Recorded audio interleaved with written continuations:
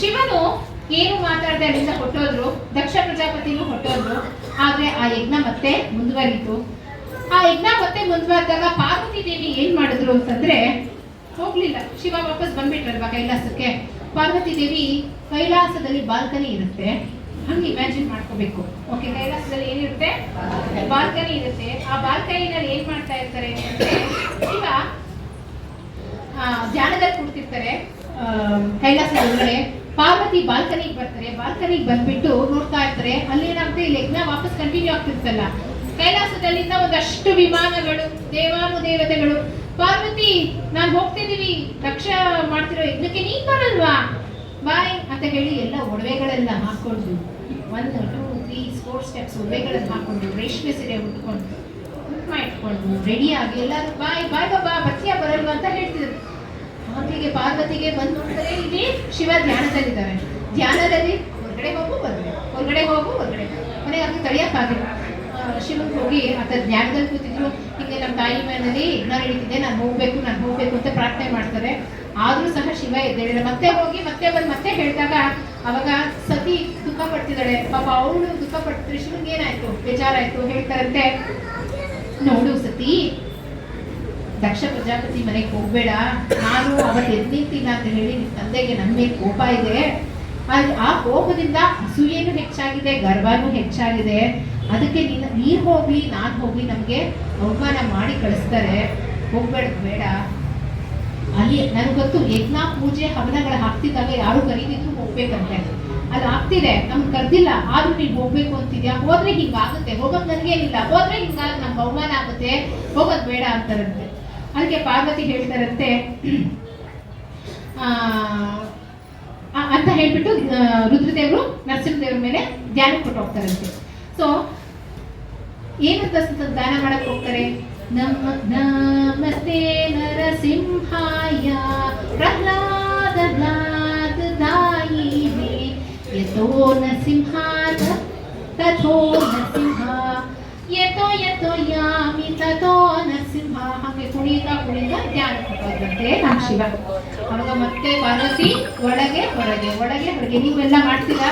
ಅಮ್ಮನ ಮನೆಗೆ ಹೋಗ್ಬೇಕು ಅಂತ ಅವಾಗ ಯಜಮಾನ್ ರೆಡಿ ಆಗೋದು ಲೇಟು ಅಲ್ವಾ?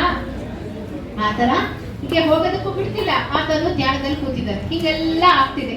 ಆ ಲಾಸ್ಟ್ಗೆ ಸತಿ ಏನ್ ಮಾಡಿದ್ಲು, ನಮ್ಮ ಯಜಮಾನ ನನ್ ಬಿಡಲ್ಲ, ನಾನು ಹೋಗ್ಲೇಬೇಕು ಅಂತ ನಿರ್ಧಾರ ಮಾಡಿದೀನಿ, ಏನಾದ್ರು ಧ್ಯಾನದಲ್ಲಿ ಕೂತ್ಕೊಳ್ಳಿ, ನನ್ನ ಪಾಠ ನಾನು ಹೋಗ್ತೀನಿ ಅಂತ ಸತಿ ಹೊರಟೋಗ್ತಾರೆ. ಶಿವನ್ಗೆ ಸತಿ ಹೋಗ್ತಿರೋದು ಗೊತ್ತಾಯ್ತು. ಗೊತ್ತಾಗಿದ ತಕ್ಷಣ ಶಿವ ಏನ್ ಮಾಡ್ದ? ಸಮಾಧಾನ ಇಲ್ಲ. ಶಿವ ಏನ್ ಮಾಡಿದ್ರು, ತನ್ನ ಪ್ರಮಥ ಗಣಗಳು ಯಾರು ಹೇಳ್ತೀನಿ, ಅದ್ರ ಜೊತೆ ನಂದೀಶ್ವರನನ್ನು ಸತಿ ಜೊತೆ ಕಳಿಸಿದ್ರಂತೆ.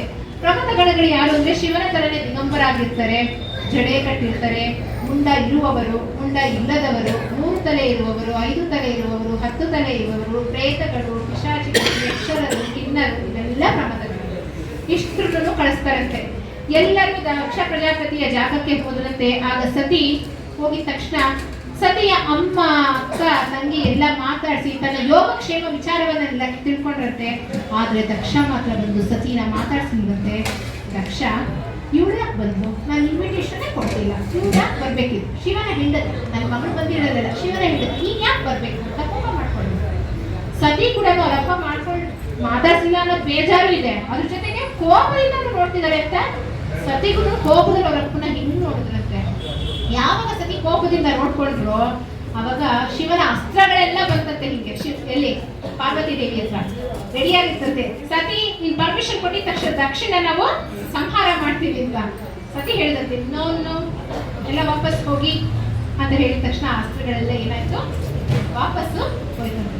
ಶಿವ ಏನ್ ಮಾಡ್ತಿದ್ದಾರೆ ಅಲ್ಲಿ ಕೈಲಾಸದಲ್ಲಿ? ಹೆಂಗ್ ಕೂತಿದ್ದಾರೆ? ಧ್ಯಾನದಲ್ಲೇ ಕೂತಿದಾರಂತೆ ಶಿವ.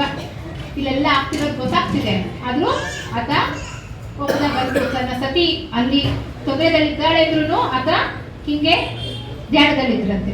ಅವಾಗ ಶಿವ ಅಂತ ಮಹಾ ವ್ಯಕ್ತಿ ಮೇಲೆ ಯಾಕೆ ನಿಂದಿಸ್ತೀಯಪ್ಪ, ನಿಂದಿಸಬೇಡ, ಅವನು ಪರಮ ವೈಷ್ಣವನ ಯಥಾಶಂಭು. ಅವನು ಸ್ಮಶಾನವಾಸಿ ಅಂತೀಯ ನೀನು, ಅವನು ದಿಗಂತರ ಅಂತೀಯ ನೀನು. ಸ್ಮಶಾನದಲ್ಲಿ ಯಾಕಿದ್ದಾನೆ ಗೊತ್ತಾ? ಭೂಲೋಕದಲ್ಲಿ ಎಲ್ಲಾ ಜಾಗದಲ್ಲೂ ಭಗವಂತ ಇರ್ತಾರೆ, ಭಗವಂತನ ಕೃಪೆ ಸಿಗುತ್ತೆ. ಸ್ಮಶಾನದಲ್ಲಿ ಯಾರು ಇರ್ತಾರೆ? ಪ್ರೇತಗಳಿರ್ತಾರೆ. ಅವ್ರಿಗೆ ಯಾರು ಮಾಡೋದು? ಅದಕ್ಕೋಸ್ಕರ ಅವ್ರಿಗೂ ದೇವರ ದರ್ಶನ ಸಿಗ್ಲಿ, ಅವ್ರಿಗೂ ಮುಕ್ತಿ ಸಿಗ್ಲಿ, ಅವ್ರಿಗೂ ತೊಂದರೆಯಿಂದ ಅವರು ಬೇಗ ಪಾರಾಗ್ಲಿ ಅಂತ ನನ್ನ ಗಂಡ ಸ್ಮಶಾನದಲ್ಲಿ ಇರೋದಪ್ಪ. ಅಂಥ ವೈಷ್ಣವ ಭಕ್ತ, ಪರಮ ವೈಷ್ಣವ, ಅವಳ ನಿಲ್ಲಿಸ್ತೀಯ, ನೀನು ನಿಲ್ಲಿಸ್ಬೇಡ ಅಪ್ಪ ಅಂತ ಹೇಳ್ತಾರಂತೆ. ಅವರಪ್ಪ ಇಲ್ಲ, ಅವಳಿಗೆ ಅವಮಾನವನ್ನ ಮಾಡ್ತಾರಂತೆ. ನನ್ನ ಗಂಡನನ್ನ ನೀನು ನಿಂದಿಸ್ತಾ ಇದೀಯಾ, ಪರಮ ವೈಷ್ಣವ ಭಕ್ತ, ಇಂಥ ವೈಷ್ಣವ ಭಕ್ತರನ್ನ ನೀನು ನಿಂದಿಸ್ತಿದ್ಯಾ, ನಿನ್ನ ಮಗಳು ನಾನು ಅಂತ ಹೇಳೋದಕ್ಕೆ ನನಗೆ ತುಂಬಾ ದುಃಖ ಆಗುತ್ತೆ. ನಾನು ದಕ್ಷ ಪ್ರಜಾಪತಿಯ ಮಗಳು ಅಂತ ನಾನು ಹೇಳೋದಕ್ಕೆ ರೆಡಿ ಆಗಿಲ್ಲ ಅಂತ ಹೇಳಿ ಅಲ್ಲಿಂದ ಒಂದು ಸ್ವಲ್ಪ ದೂರದಲ್ಲಿ ಹೋಗಿ ತನ್ನ ಯೋಗ ಚಕ್ರ, ತನ್ನ ಮನಸ್ಸಿನೆಲ್ಲ ಒಂದು ಕೇಂದ್ರೀಕರಿಸಿ ಯೋಗವನ್ನ ಮಾಡ್ತಾರಂತೆ. ಆ ಯೋಗದಲ್ಲಿ ಷಟ್ ಚಕ್ರ ಯೋಗದಿಂದ ಒಂದು ಕುಂಡ ಬಂತಂತೆ. ಆ ಕುಂಡದಲ್ಲಿ ಬೆಂಕಿಯನ್ನು ಉದ್ಭವಿಸ್ತಾರಂತೆ. ಆ ಬೆಂಕಿಯಲ್ಲಿ ತಾನು ಆಹುತಿ ಆಗ್ತಾರಂತೆ ಸತೀದೇವಿ. ಎಲ್ಲ ಸತೀದೇವಿ ಹೋಗಿದ ತಕ್ಷಣ, ಆಹುತಿ ಆಗಿದ ತಕ್ಷಣ ಎಲ್ಲ ಲೋಕದಲ್ಲೂ ಹಾಹಾಕಾರವಾಯ್ತಂತೆ. ಶಿವನ ಪ್ರತಗಣಗಳು, ಮೃಗಗಳು ಮತ್ತೆ ಫೈಟಿಂಗ್, ಆಮೇಲೆ ಫೈಟಿಂಗ್ ಮಾಡಿದ್ರಲ್ಲ, ಮತ್ತೆ ಫೈಟಿಂಗ್ ಮಾಡಿದ್ರಂತೆ. ಎಲ್ಲಾ ತರದ ಸಂಹಾರಗಳನ್ನ ಮಾಡ್ತಾ ಹೋದ್ರಂತೆ. ಆವಾಗ ನಾರದ ಮುನಿಗಳು ನಾರಾಯಣ ನಾರಾಯಣ ಅಂತ ಕೈಲಾಸಕ್ಕೆ ಹೋದ್ರಂತೆ. ಅಲ್ಲಿ ಹೋಗಿ ನಿನ್ನ ಸತಿ ಶರೀರವನ್ನ ಬಿಟ್ಟಿದ್ದಾಳೆ, ಆಹುತಿಯಾಗಿದ್ದಾಳೆ ಅಂತ ಹೇಳಿ ಶಿವನಿಗೆ ತಿಳಿಸಿದ ತಕ್ಷಣ ಶಿವನಿಗೆ ಬಹಳ ಕೋಪ ಬಂತಂತೆ.